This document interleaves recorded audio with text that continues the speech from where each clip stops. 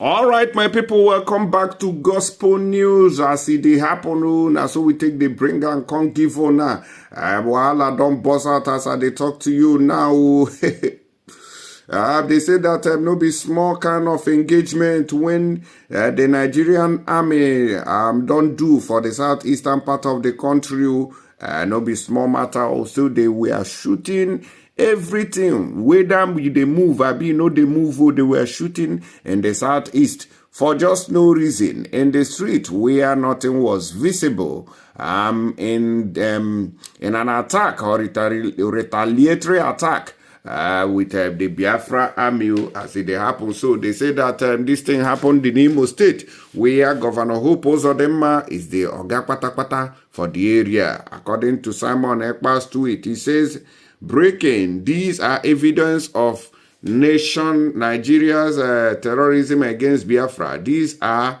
terrorists funded by Nigeria Islamic State. True Hope Uzodinma, of course. Biafra Army are dealing with them or no be small shooting. We see for the video when I go play for na here, make on see. But I might not be able to let the sound off. But I go one make on see. Meanwhile, in Plateau State, they say that these bandits have gone there again to attack them.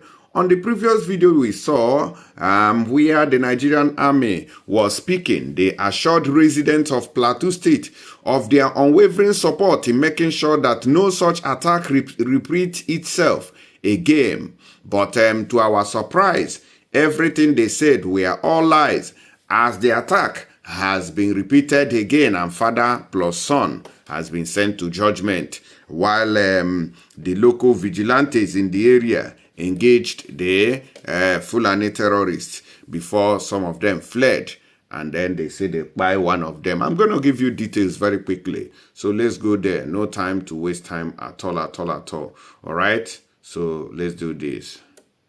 If you look at this video, you go see him. That's the Nigerian army in the streets of Imo. They were literally shooting both living and dead. And they set fire. So now they have been the place. You see? We don't come.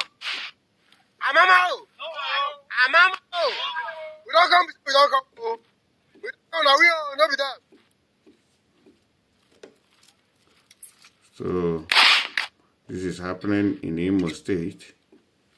And so should shoot the streets of Imo State. There you can see.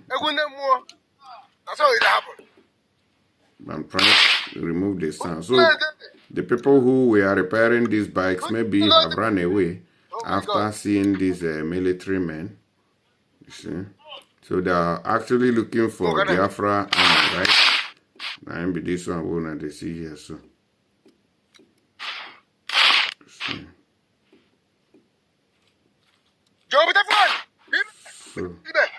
I'm trying to reduce the sound of the gun so that YouTube policies will not affect the video. You see that? It's very possible people can be here. How? Be smart, you know.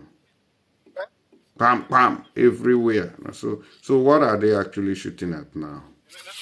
You see?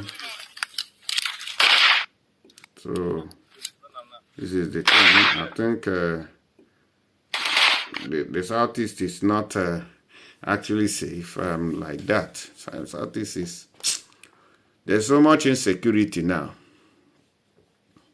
You can see this village is so quiet, and I don't know whether the people, the residents there.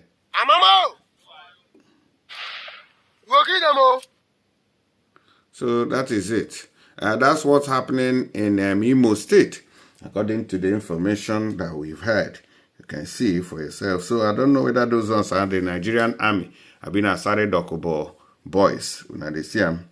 Now, they say that the Minister of State for Defense, Bello Matawale, and the service chiefs on Sunday visited Plateau State shortly after a fresh attack by the Fulani terrorists.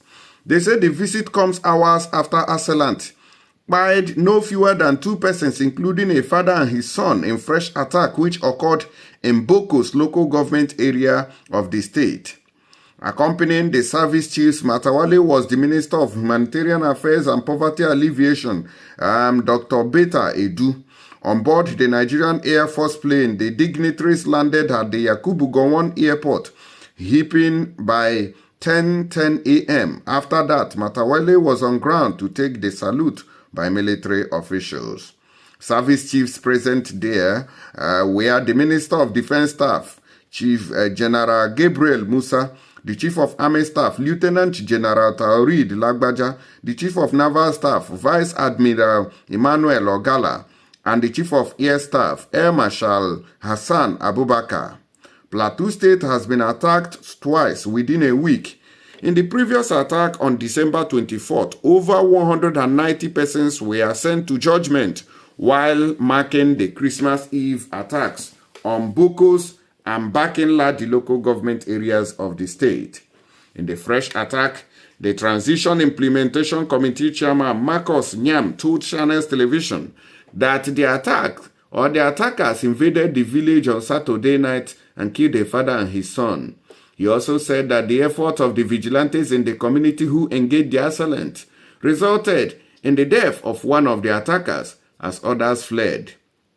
The Joint Security Task Force Operation Safe Haven personnel also responded to the community's distress call, preventing the attackers from causing more damage.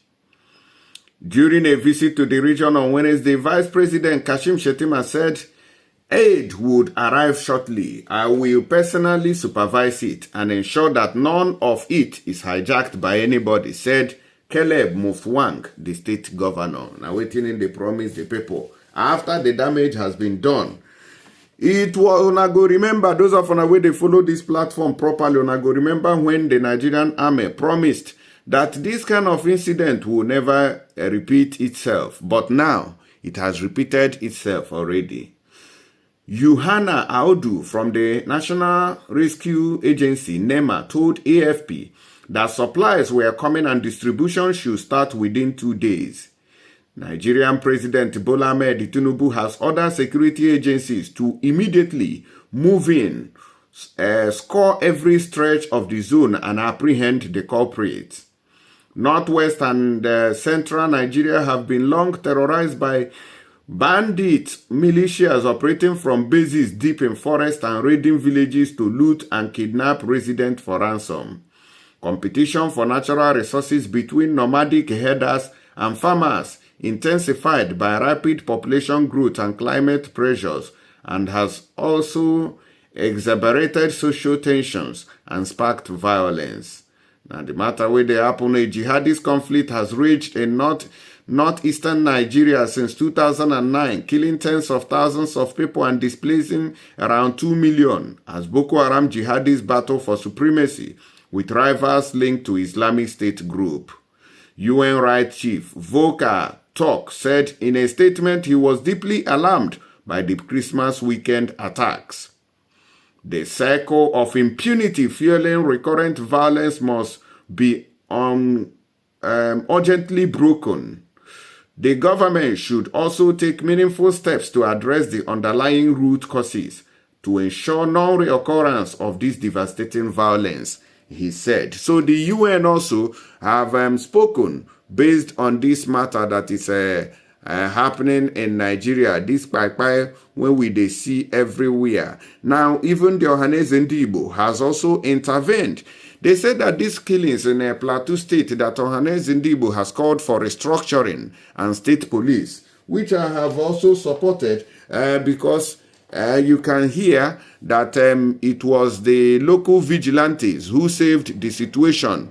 So assuming it was left for the army alone that received calls but never responded in the first attack, if there were no vigilantes on ground to wage war against those Fulani terrorists and bandits, by now it would have been another heavy massacre in those communities. So that is why I'm also advocating for first-hand security before you can be talking about your army, before you can be talking about your Air Force or Navy.